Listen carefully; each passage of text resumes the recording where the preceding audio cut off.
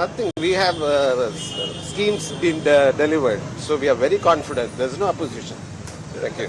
Sir, one new 100% applicable. so one new party has come on. Whether it will affect in anything on this? No. Sir? Huh? There is no effect here. Not at all.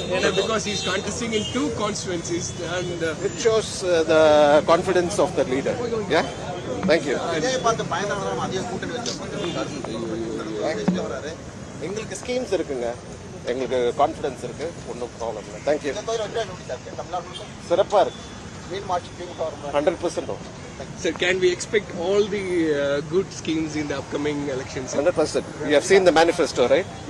So it will be delivered. 520. It will be delivered. Even the 8,000 coupon, it is a new scheme that has been introduced by our Chief Minister.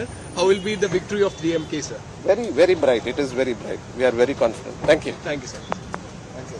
எப்பயுமே வந்து திமுகவோட கோட்டையா இருந்திருக்கு.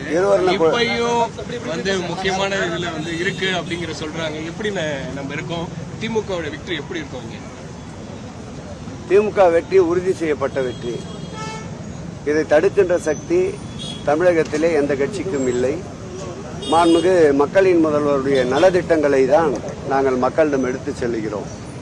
ஆகவே கொடுக்கப்பட்ட வாக்குறுதிகளில் வாக்குறுதி அளிக்காத பல்வேறு திட்டங்களை வடசென்னை வளர்ச்சி திட்டத்தின் கீழ் கொண்டு வந்திருக்கின்றோம்.